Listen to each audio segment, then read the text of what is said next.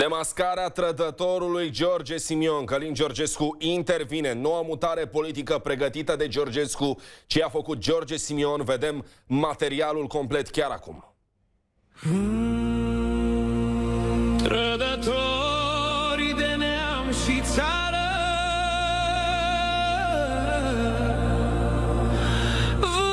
vânzători de pământ sfânt, ajunge, nu vă mai merge,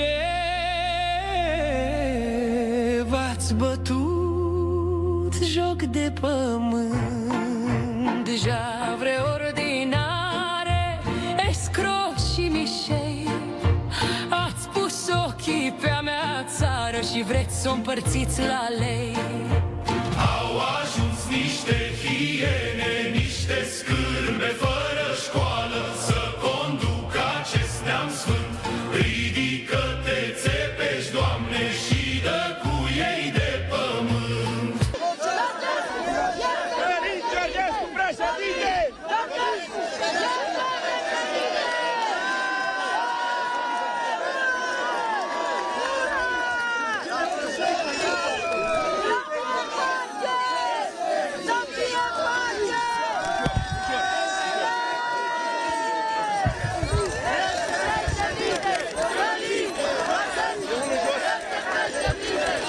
La peste un an de la anularea alegerilor prezidențiale, Călin Georgescu pune cărămidă peste cărămidă la construcția unei noi formațiuni politice și îl disperă pe George Simion cu popularitatea sa în creștere în rândul electoratului suveranist. Cerem adevărul care a existat înainte ca încrederea oamenilor în vot să fie zdruncinată.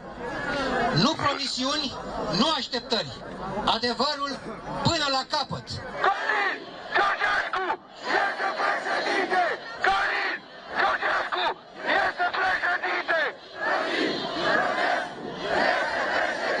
Disperarea lui Simion vine și din faptul că tot încearcă, fără succes, să-i fure lui Călin Georgescu electoratul, în timp ce acesta este hărțuit cu ajutorul dosarelor penale. Georgescu l-a pus la punct pe trădător. Eu personal, nu am nevoie să demonstrez nimic. Eu personal, Călin Georgescu. Dar am o mențiune față de întreg sistemul și față de toată clasa politică. Subliniez, toată clasa politică. Cei care cred că au câștigat făcând rău, foarte mare rău poporului român, sau mimând binele, nu știu regulile timpului, vrerea strămoșilor care sunt vii și vrerea lui Dumnezeu. Încă din campania pentru alegerile prezidențiale anulate, Călin Georgescu a fost un susținător al politicilor lui Donald Trump, iar acum a păstrat această linie. La Davos am văzut clar, am văzut căderea sistemului globalist. Lumea se schimbă, sunt noi alianțe, este o schimbare profundă în întreaga lume și tot ceea ce face președintele Statelor Unite ale Americii, Donald Trump, este în acest sens. Pentru că ordinea internațională, bazată pe reguli, s-a schimbat datorită faptului că nu a fost nicio regulă. A fost doar un sistem neocolonial care a jefuit oameni și bogățiile țărilor. După mai multe încercări eșuate de a intra în grațiile americanilor, suveranistul vopsit George Simion s-a dus din nou în America să pupe papucul sultanului, dar și de această dată a gafat diplomatic, tăind un tort având forma Groenlandei ornat cu drapelul american. Jürgen is from Greenland. We met him at international events and we will be there for all the free people in the world.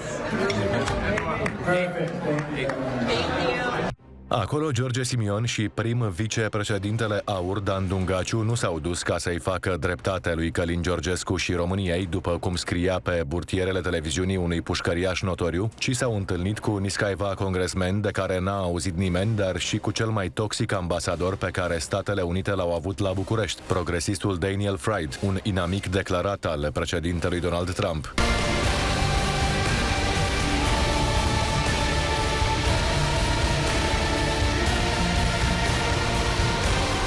Cu ce se deosebește astăzi gestul lui Simion față de gestul trompetelor lui Soros din 14 decembrie 2024, când, pentru a sărbători anularea alegerilor prezidențiale, s-au dus la ambasada SUA din București și s-au pozat cu același individ sulfuros? Iată ce scria în 2023 fostul ambasador american Daniel Fried despre Donald Trump. Cităm: în ultimele zile, Trump și oamenii săi par să-și intensifice beția autoritară și, da, fascistă. Apoi cita un pasaj din care reieșea că Trump ar vorbi asemănător lui Hitler și Mussolini. Deci, tocmai cei care îl atacau pe Călin Georgescu spunând că e filo-legionar sau nazist, s-au întâlnit la ambasada Statelor Unite pe vremea lui Biden cu diplomatul SUA care spunea despre Trump că e fascist.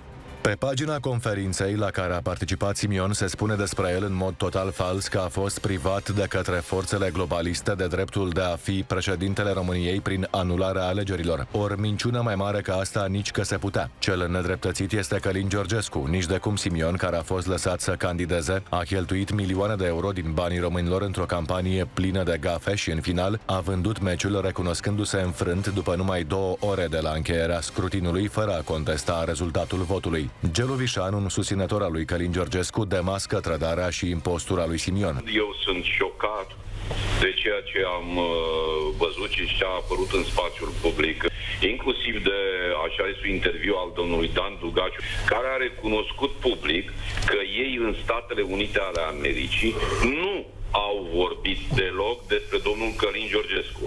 Deci Dungaciu a spus, care este prim vicepreședinte al AUR și care s-a pozat cu George Simion împreună cu cel mai mare neomarxist din Statele Unite ale Americii, dușmanul de moarte al lui Călin Georgescu, dar și al lui Donald Trump, a spus că ei nu au discutat despre Călin Georgescu în Statele Unite ale Americii. Va mai mult decât atâta. George Simion și Dungaciu au la o întâlnire pe care au avut-o, a spus că Simion ar fi trebuit să fie președintele României, dar forțele globaliste au anulat și fraudat alegerile prezidențiale. Nici o vorbă despre Călin Georgescu, nici cea mai mică vorbă. Ce înseamnă asta? Ăsta este pur și simplu, asta e trădare, este fur de identitate, pentru că noi știm cu toții că George Simion a recunoscut alegerile și a recunoscut înfrângerea la 2 ore și jumătate după terminarea alegerilor, nu a făcut renumărare paralelă, nu a făcut nimic și nu a contestat aceste alegeri. Despre ce fraudă vorbește el? Despre ce anulare a alegerilor în care el putea să fie președinte? Pentru că alegerile au fost anulate ca președinte să nu fie Călin Georgescu. Acesta este fur de identitate. George Simion pur și simplu s-a dus în Statele Unite să spună că el este adevăratul lider suveranist, nu Călin Georgescu. Iar a treia chestiune, la fel de gravă, dacă nu mai gravă decât toate, este legată de afirmațiile lui Dan Dungaciu, care spune că administrația americană nu știe ce se întâmplă în România, că administrația americană nu știe de Călin Georgescu și nu știe nimic. Asta este o minciună absolut ordinară, pentru că sunt informații pe care eu le-am dat publice, sunt confirmate din toate sursele prin care, negru pe alb, știm că în acest moment este o anchetă finalizată la nivelul, sunt mai multe anchete finalizate despre care o să vorbesc, dar vorbim despre asta, este o anchetă finalizată în acest moment despre anularea alegerilor din România, în care se spune că anularea alegerilor a fost ilegală. Ancheta este pe masa domnului președinte Donald Trump și spun cu toată gura lucrul acesta. Donald Trump știe foarte bine ce s-a întâmplat în România, Donald Trump știe foarte bine ce i s-a întâmplat lui Călin Georgescu, iar această anchetă, când va fi făcută publică, va zgudui clasa politică românească. După ce l-a trădat și l-a căpușat mai bine de un an, Simion încearcă acum să-l elimine complet pe Călin Georgescu din jocul politic și să îngroape definitiv momentul 6 decembrie 2024. Dar Călin Georgescu, după cum s-a văzut și pe 24 ianuarie, mai are încă mulți români alături. Ați fost trădat? Sigur că da. Foarte mult. De oameni apropiați? de oameni foarte apropiați. Puteți să ne spuneți sau... Când va fi momentul, Adică a fost o lovitură puternică? Nu v-ați așteptat ca oamenii ăștia care erau foarte apropiați să vă trădeze? domnul Tucă, în primul rând, arealul zilei de 3-4 îmi spunea că e prea simplu. 3-4 decembrie. Bineînțeles, mă scuzați. Până data de 6 decembrie. Da, 3-4 decembrie. Eu vorbesc de 3-4. Adică vă spun precis cum gândeam atunci. Era prea simplu să fie. Adică era clar că după zeci de ani, în care sistemul știa dinainte ce împarte, cum se împarte.